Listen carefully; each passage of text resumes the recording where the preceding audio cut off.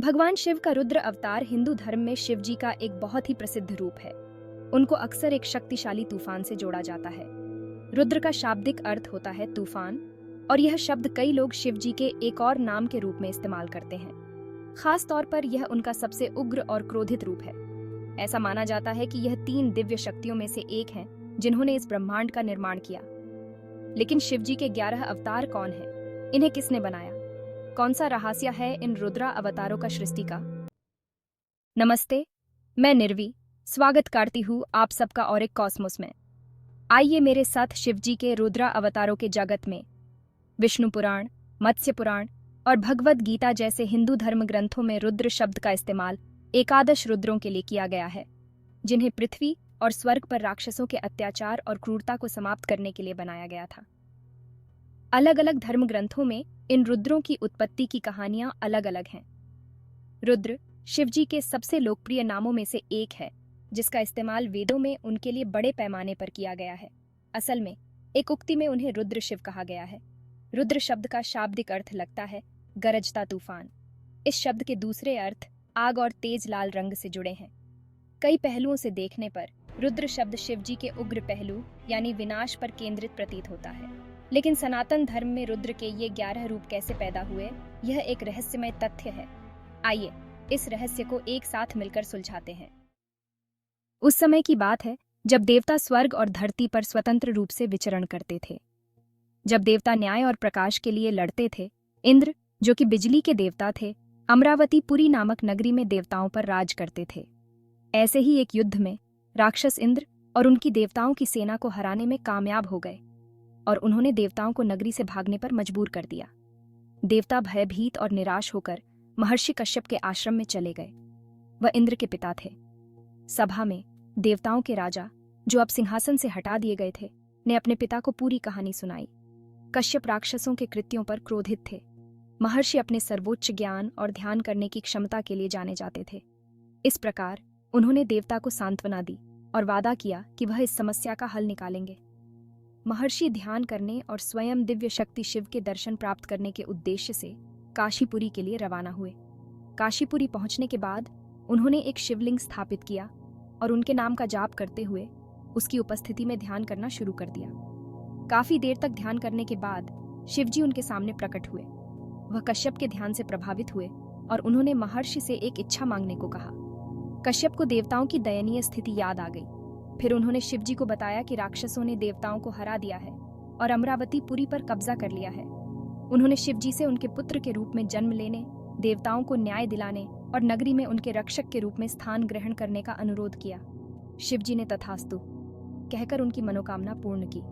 आनंदित होकर कश्यप ने शिवजी के प्रति अपनी श्रद्धा व्यक्त की और वह अदृश्य हो गए। महर्षि अपने आश्रम लौट आए और उन्होंने देवताओं को पूरी घटना बताई। ये सब सुनकर उन्हें प्रसन्नता हुई। समय आने पर कश्यप ने अपनी पत्नी सुरभि को गर्भवती किया, जिन्होंने 11 पुत्रों को जन्म दिया। ये दिव्य शक्ति शिवजी के रूप थे और रुद्र के नाम से जाने जाते थे।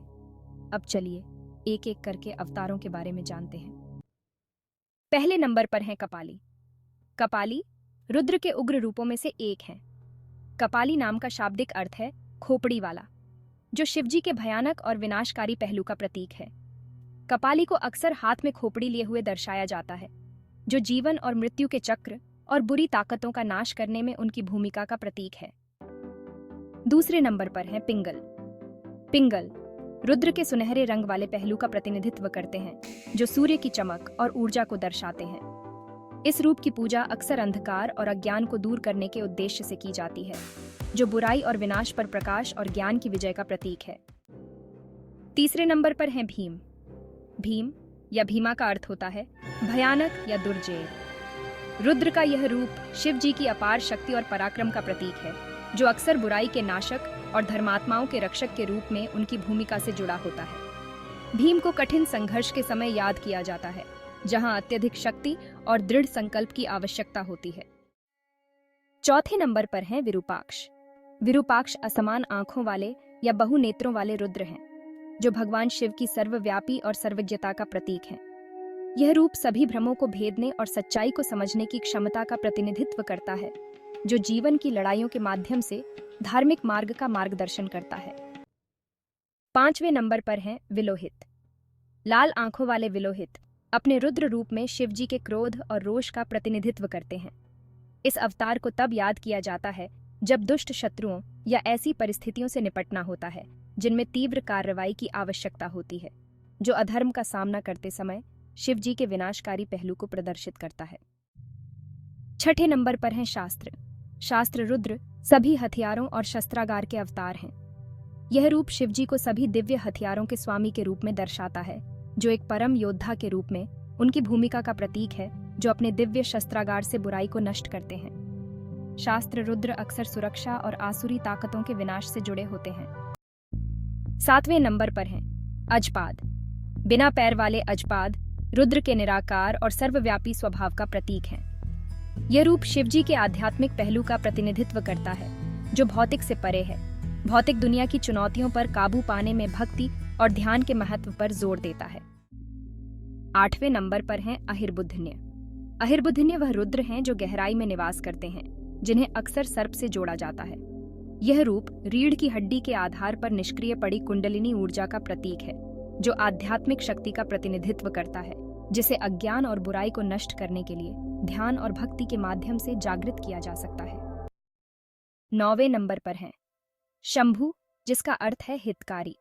शिव जी के शांत और शुभ पहलू का प्रतिनिधित्व करते हैं। रुद्र का यह रूप शांति, समृद्धि और सभी प्राणियों के कल्याण से जुड़ा है। शंभु को सुरक्षा, आशीर्वाद और शांति में बाधा डालने वाली नकारात्मक ऊर्जाओं के विनाश के लिए याद किया जाता है। 10वें नंबर पर है चंड, जिसका अर्थ है उग्र या जंगली। शिवजी के अदम्य और क्रूर पहलू का प्रतीक है। इस रुद्र को उन विषम परिस्थितियों में याद किया जाता है जहां भारी बाधाओं को दूर करने और बुराई को नष्ट करने के लिए तीव्र और निडर कार्रवाई की आवश्यकता होती है। 11वें नंबर पर है भाव। भाव का अर्थ है अस्तित्व या होना, जो शिवजी को उस शाश्वत शक्ति के रूप में दर्शाता है जो संपूर्ण सृष्टि में व्याप्त है। रुद्र का यह रूप शिवजी के जीवनदायी पहलू का प्रतीक है, जो ब्रह्मांड का पालन पोषण करते हैं और साथ ही आवश्यकता पड़ने पर उसे नष्ट करने की शक्ति भी रखते हैं। तो शिवजी के 11 रुद्र अवतार उनके दिव्य व्यक्तित्व के विभिन्न पहलुओं के प्रकटीकरण हैं, जिनमें से प्रत्येक एक अनोखी शक्ति का प्रतिनिधित्व करता है, जो ब्रह्मांड को अराजकता और विनाश से बचाता है। इन रूपों को युद्ध के मैदानों से लेकर आध्यात्मिक साधनाओं तक विभिन्न संदर्भों में याद किया जाता है, जो शिवजी के बहुआयामी स्वरूप को बुराई के नाशक और धार्मिकता के रक्षक के रूप में दर्शाता है। 11 रुद्रों की कहानी हमें सिखाती है कि जीवन में हर चुनौती, चाहे वह शारीरिक हो, मानसिक हो या आध्यात्मिक, ईश्वर की उचित ऊर्जा और पहलू का आह्वान करके दूर की जा सकती है। ऐसी ही अनसुनी कहानियों के लिए बने रहें और भगवान की कृपा आप पर बनी रहे।